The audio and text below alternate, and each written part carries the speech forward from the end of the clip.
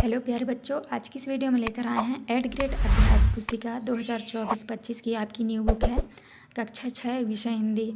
आज की इस वीडियो में देखेंगे पाठ 12 में डॉक्टर होमी जहांगीर भाभा। तो चलिए वीडियो को स्टार्ट करते हैं। पहला प्रश्न आता है आपका, वैज्ञानिक शब्द में सा प्रत्यय है तो आपका उत्तर होगा इक। इसके बाद नेक्स्ट क्वेश्चन है, अणु शक्ति का विकास करने वाले भारत के प्रथम वैज्ञानिक कौन हैं? तो आपको उत्तर में लिखना है डॉक्टर होमी जहांगीर भाभा। तो आपको यहाँ पे लिख देना है। तीसरा में है, अणु शक्ति का प्रयोग किन कार्यों में किया जाना चाहिए? उत्तर होगा शांति एवं संरचनात्मक कार्यों में। इसके बाद नेक्स्ट आता है आपका चौथा में है, डॉक्टर होमी जहांगीर भाभा ने इंजीनियरिंग परीक्षा कहाँ से उत्तीर्ण की? तो आपका उत्तर होगा इंग्लैंड। आपको यहाँ पे लिख देना है। पाँचवें में है, Tata institute of fundamental research की स्थापना किसने की? तो आपका उत्तर होगा डॉक्टर होमी जहांगीर भाभा। इसके बाद नेक्स्ट आता है आपका रिक्त स्थानों वाले प्रश्न क्रमांक 6 में जो है आपको यहाँ पे भरना है अणु बम, 7 में आपको भरना है ट्राम्बे और 8 में चित्रकला, 9 में है बेंगलुरु और 10 में आपको भरना है सहायक क्रिया। तो इस तरह से आपको भर लेना है। इसके बाद नेक्स्ट आता है आपका अति लघु उत्तरीय प्रश्न। 11 में है, Tata institute of fundamental research नामक संस्था की स्थापना क्यों की गई? उत्तर में है, अणु शक्ति का संरचनात्मक प्रयोग करने के लिए Tata institute of fundamental research नामक संस्था की स्थापना की गई। 12 में है, अणु शब्द का अर्थ लिखिए। तो आपको लिखना है दो या दो से अधिक अणुओं से मिलकर बनने वाली संरचना अणु कहलाती है। इसके बाद नेक्स्ट आता है आपका 13 में है, शु प्लस गंध होता है सुगंध। इसी प्रकार सु उपसर्ग का प्रयोग कर दो नवीन शब्द बनाइए। तो आपको लिखना है, जैसे लिखा है सु प्लस मार्ग, तो आपका हो जाएगा सुमार्ग। दूसरे में है सु प्लस संस्कृत, तो आपका हो जाएगा सुसंस्कृत। तो इस तरह से आपको लिखना है। 14 में है, ई प्रत्यय लगाकर दो शब्द लिखिए। तो आपको लिखना है, पहला है देखिए दर्शन प्लस ई, तो आपका हो जाएगा दर्शनीय। दूसरे में राष्ट्र प्लस ई, तो आपका हो जाएगा राष्ट्रीय। तो इस तरह से आपको करना है। इसके बाद नेक्स्ट आता है आपका 15 में है, डॉक्टर भाभा को संगीत से विशेष लगाव कैसे हुआ था? तो आपको लिखना है, डॉक्टर भाभा को बचपन में उनके पिताजी ने ग्रामोफोन दिया जिसे सुनकर उन्हें संगीत से विशेष लाभ हुआ। 16 में है, भारत में वैज्ञानिक प्रगति का मार्ग किस प्रकार खुल गया था? तो आपको उत्तर में लिखना है, तांबे अणु शक्ति के कारण भारत में वैज्ञानिक प्रगति का मार्ग खुल गया था। इसके बाद आता है आपका 17 में है, डॉक्टर भाभा को लंदन की रॉयल सोसाइटी का फेलो क्यों चुना गया था? तो आपको उत्तर में लिखना है, आपको कॉस्मिक किरणों के अनुसंधान के फलस्वरूप उन्हें लंदन की रॉयल सोसाइटी का फेलो चुना गया। 18 में है, डॉक्टर भाभा की घटी घटनाओं को क्रम से लिखिए। तो आपको उत्तर में लिखना है, 24 जनवरी 1966 को भारतीय विमान सेवा का कंचनजंगा नामक जेट विमान मुंबई से जिनेवा जा रहा था। डॉक्टर भाभा उसी विमान से यात्रा कर रहे थे। जिनेवा के पास एक बहुत बड़ा ऊंचा पहाड़ है, माउंट ब्लॉक। इसी पहाड़ से टकराकर विमान गिर गया और डॉक्टर भाभा की मृत्यु हो गई।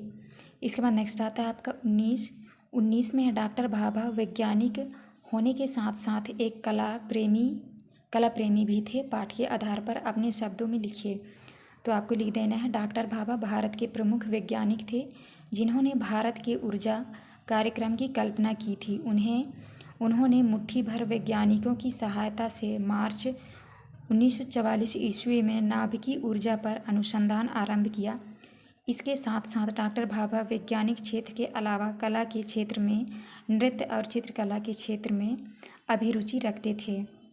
इसके बाद आता है आपका नेक्स्ट है 20 में है, अणु शक्ति प्रयोग के लाभ एवं हानियाँ लिखिए। तो आपको उत्तर में लिखना है, अणु शक्ति प्रयोग के लाभ। अनेक विकसित और विकासशील देश परमाणु ऊर्जा विद्युत ऊर्जा में रूपांतरण कर रहे हैं। परमाणु ऊर्जा बहुत लंबे समय तक हमारी ऊर्जा संबंधी ज़रूरतों को पूरा कर सकती है। अणु शक्ति में लिखना है, अणु शक्ति प्रयोग से हानि लिखना है, परमाणु ऊर्जा संयंत्र रेडियोधर्मी अपशिष्ट उत्पन्न करते हैं जिसका सुरक्षित निपटान करना बहुत कठिन होता है। तो इस तरह से आपको करना है। यहाँ पे प्रश्न क्रमांक 20 कंप्लीट होता है। इसके बाद नेक्स्ट आता है आपका पाठ 13। पाठ 13 में है आपका बसंत। तो चलिए पाठ 13 का जो है प्रश्न देख लेते हैं। पहला प्रश्न आता है आपका जंगल ही जीवन है, जंगल मत काटो पंक्ति में किस वर्ड की आवृत्ति से चमत्कार दिखाई दे रहा है। तो आपका उत्तर होगा डी नंबर, जा वर्ड। इसके बाद दूसरा में है कोयल गीत कब गाती है। तो आपका उत्तर होगा बी नंबर, बसंत ऋतु में। इसके बाद नेक्स्ट आता है आपका चौथा में धरती का पर्यायवाची शब्द क्या है। तो आपको जो है उत्तर में लिखना है वसुधा। पाँचवें में है निम्नलिखित में सुगंध वर्तनी वाला शब्द कौन सा है। तो आपको उत्तर में लिखना है शिशिर। इसके बाद नेक्स्ट आता है आपका अति लघुत्री वाले। इसके बाद नेक्स्ट आता है आपका रिक्त स्थानों वाले प्रश्न। प्रश्न क्रमांक 6 में जो है आपको यहाँ पे भरना है जीवन, 7 में भरना है कोयल और 8 में आम, 9 में भरना है मीठा और 10 में भरना है वृक्ष। तो इस तरह से आप भर लीजिएगा। इसके बाद आता है आपका अति लघुत्री वाले प्रश्न। प्रश्न क्रमांक 11 में है कहाँ ठहर जाऊँ मैं कविता में यह कथन कौन कह रहा है। तो आपको उत्तर में लिखना है कविता में यह कथन बसंत कह रहा है। 12 में है कविता में बसंत ने जंगल को क्या कहा है। उत्तर में लिखना है कविता में बसंत ने जंगल को अपना घर कहा है। इसके बाद नेक्स्ट आता है आपका 13 में है बसंत क्यों दुखी है। तो आपको उत्तर में लिखना है बसंत उसके घर के उजड़ जाने के कारण दुखी है। 14 में है बंजर इस धरती पर पंक्ति में रेखांकित शब्द का अर्थ बताते हुए एक वाक्य बनाइए। तो बंजर का अर्थ होगा ऊसर। आपको वाक्य में बनाना है बंजर भूमि में कोई भी बीज अंकुरित नहीं होता। इसके बाद नेक्स्ट क्वेश्चन आता है आपका 15 में है विशेषण शब्दों का प्रयोग करते हुए 2 वाक्य बनाइए एवं विशेषण शब्दों को रेखांकित कीजिए। तो आपको पहला वाक्य है यह हिरण बहुत सुंदर है, दूसरा है आज का दिन सुहावना है। 16 में है बसंत ऋतु के आगमन पर प्रकृति में क्या क्या परिवर्तन होता है। तो आपको लिखना है बसंत ऋतु के आने पर चारों तरफ हरियाली फैल जाती है, रंग बिरंगे फूल खिलने लगते हैं, आमों की डाली पर झूले डलने लगते हैं। इसके बाद नेक्स्ट आता है आपका प्रश्न क्रमांक 17 में अनुप्रास अलंकार के 2 उदाहरण लिखिए। तो आपका पहला उदाहरण होगा चारू चंद की चंचल किरणें, दूसरा है रघुपति राघव राजा राम। इसके बाद नेक्स्ट आता है आपका 18 में है बसंत ऋतु के मोहक रूप को पुनः प्राप्त करने के लिए आप क्या क्या करेंगे।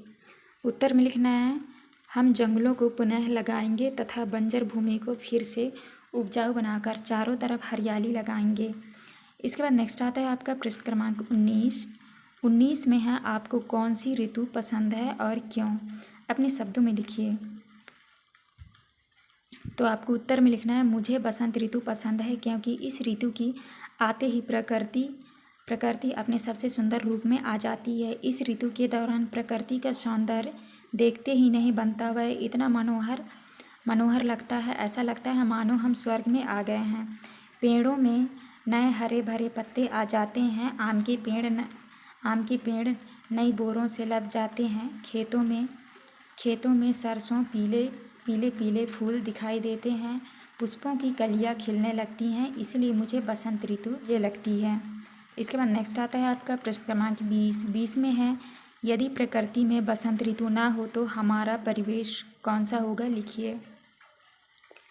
तो आपको उत्तर में लिखना है यदि प्रकृति में बसंत ऋतु ना हो तो हमारा परिवेश अच्छा नहीं होगा। बसंत ऋतु से मौसम परिवर्तन होता है, यदि मौसम परिवर्तन ना हो तो अलग अलग मौसम वाली फसल नहीं हो पाएंगी, तब हमें कृषि उत्पादन में इतनी विविधता देखने को नहीं मिलेगी।